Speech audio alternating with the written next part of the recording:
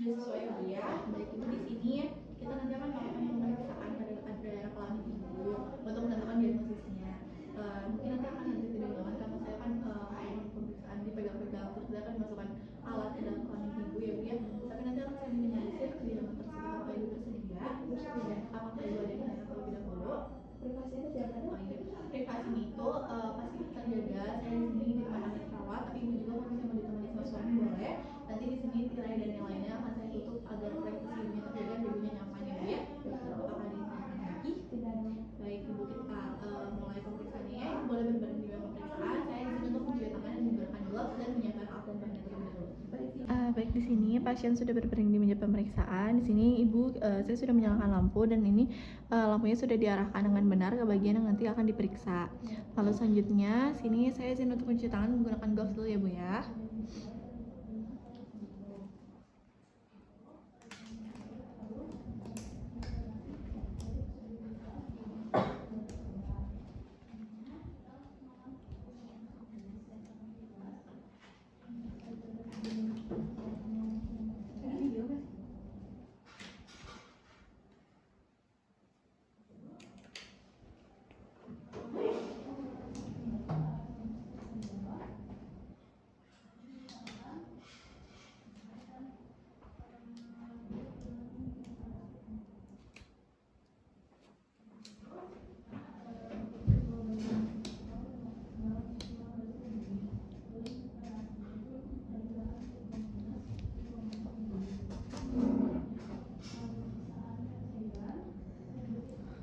Baik, di sini yang pertama kita akan melakukan pemeriksaan abdomen terlebih dahulu.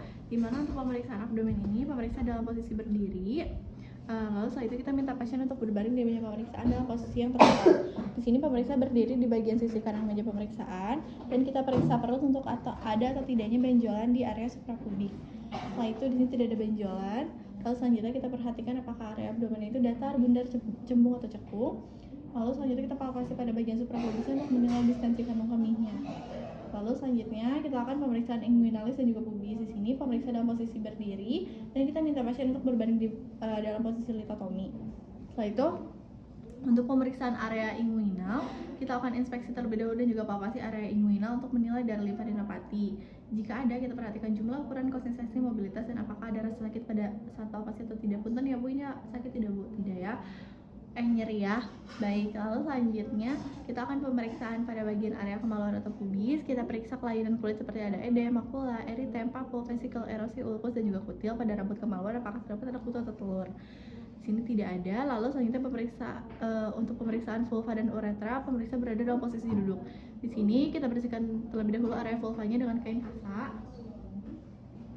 Bisa pakai forceps, langsung diusap aja, hanya sekali usap.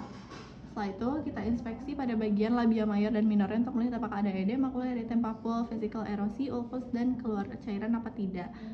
Kita lihat di sini, kita inspeksi. Terus apabila ada cairan, kita perhatikan jumlah, warna, dan juga konsistensinya. Setelah itu kita pisahkan labia mayor menggunakan jari telunjuk dan ibu jari untuk inspeksi dari klitoris dan juga meatus uretra eksternalnya. Kita lakukan dipisahkan. Setelah itu kita inspeksi dari klitorisnya untuk melihat apakah ada pembesaran yang mengindikasikan maskulinisasi atau tidak. Setelah itu kita inspeksi meatus uretra eksternalnya, kita mencari apakah adanya edema, makula, eritem, papul, vesikel, erosi, ulkus, kutil, dan keluar cairan atau tidak. Lalu setelah itu jika tidak ada cairan, kita pijat bagian uretranya dengan meletakkan jari telunjuk pada bagian anterior vagina, kemudian lakukan gerakan seperti memijat dari arah belakang ke depan. Setelah itu, periksa kelenjar periuretralnya, lihat apakah ada pembesaran atau keluarnya cairan atau tidak. Setelah itu kita pisahkan dua labia minor satu sama lain menggunakan jari telunjuk, pemeriksa dan ibu jari, dan amati intrus vaginanya. Kita lihat apakah terdapat adanya discharge atau cairan atau tidak. Apabila ada, kita perhatikan jumlah, warna, dan juga konsistensinya. Setelah itu kita lakukan palpasi kelenjar Bartholin kiri dan juga kanan pada forceps posterior, posisi jam 5 dan juga 7 menggunakan jari telunjuk dan ibu jari tangan kiri pemeriksa. Kita lihat. Lalu setelah itu apakah ada edem, nyeri tekan, massa, fluktuasi, dan juga nanah atau tidak. Setelah itu pemeriksaan vagina dan juga cervix. Di sini kita sebelum memasukkan spekulum, kita bersihkan intrus vaginanya dengan kain kasa lembab. Bentar ya Ibu. Setelah itu kita buka kunci spekulumnya secara maksimal. ini sudah dibuka. Lalu selanjutnya kita oleskan pelumas terlebih dahulu atau lubrikan ke spekulum.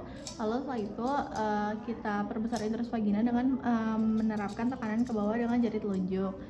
Lalu setelah itu kita jepit lidah spekulum antara jari telunjuk dan juga jari tengah, lalu genggam jari lainnya. Lalu kita masukkan spekulum dalam posisi tertutup dan juga vertikal 30 derajat untuk menghindari dari traumanya.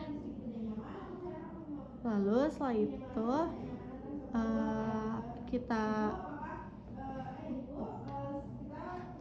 putar spekulum ke arah jarum jam sampai horizontal dan dorong perlahan sampai lidah spekulumnya masuk ke vagina. Lalu setelah itu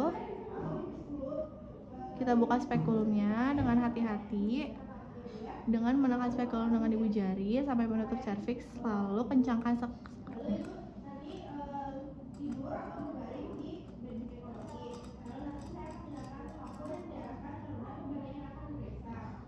Lalu setelah itu kita lakukan inspeksi pada dinding vaginanya untuk mengetahui apakah terdapat adanya makula, eritem, papul, vesikel erosi, ulkus, kutil, dan keluarnya cairan apa tidak. Setelah itu kita bersihkan ostium cervix eksternalnya dengan kain kasar dan jepit oleh forceps.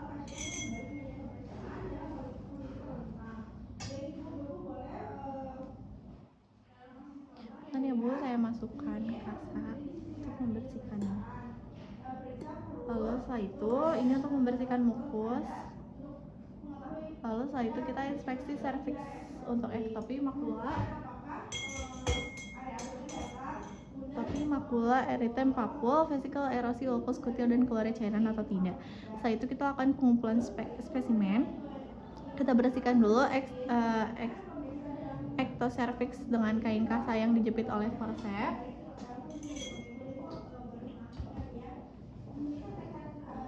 Kita bersihkan terlebih dahulu. Lalu setelah itu kita yang pertama, apabila sudah dibersihkan, kita yang pertama akan melakukan pemeriksaan dari mencari gonada terlebih dahulu. Kita masukkan kapas 2 cm ke dalam saluran cervix. Setelah kita masukkan 2 cm, lalu kita putar menyentuh dinding endocervix selama 5-10 detik agar eksudata itu menyerap.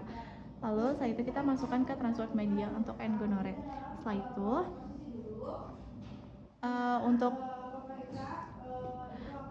untuk persiapan pewarnaan gram, kita masukkan kapas yang baru 2 cm ke dalam saluran cervix. Kita putar juga sama secara menyeluruh dan selama 5-10 detik agar menyerap. Lalu setelah itu kita oleskan pada objek glass.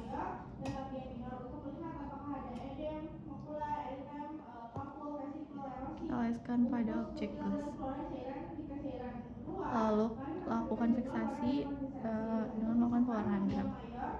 Lalu selanjutnya kita yang chlamydia trachomatis.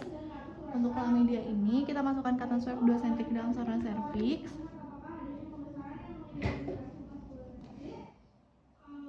Setelah itu kita tekan dan putar juga selama 5-10 detik biar menyerap. Kemudian kita masukkan ke dalam media transport untuk dilakukan pemeriksaan PCR.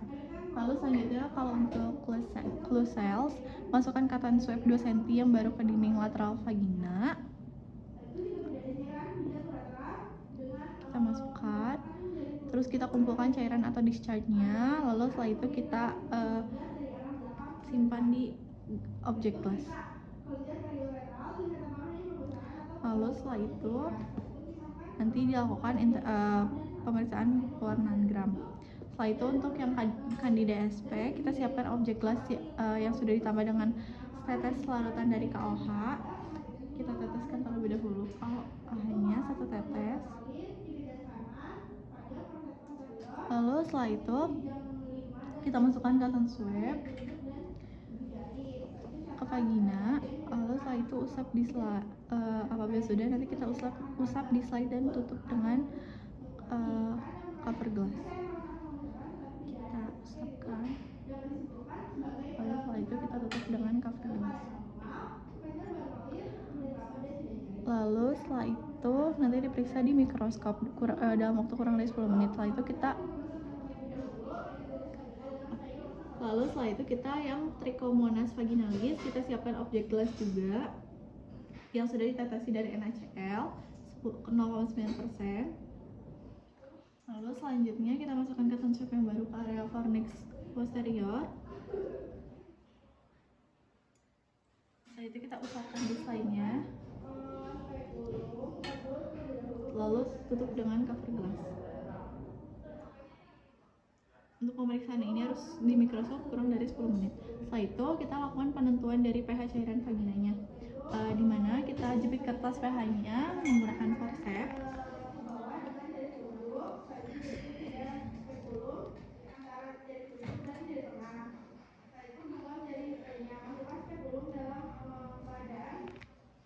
Setelah itu kita tempelkan ke dinding vagina di daerah dekat fornix lateral, jangan menyentuh pada bagian serviksnya.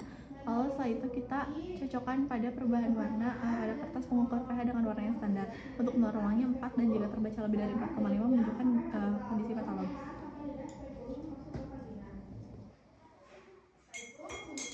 Lalu setelah itu untuk pemeriksaan tes amin atau Wave test, kita lepaskan spekulum. Ibu punten, ini saya akan melepas spekulumnya ibu ya.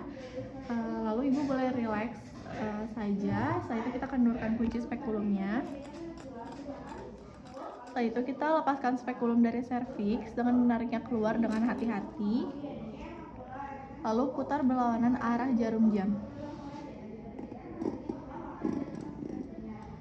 Setelah itu tarik keluar dalam posisi vertikal.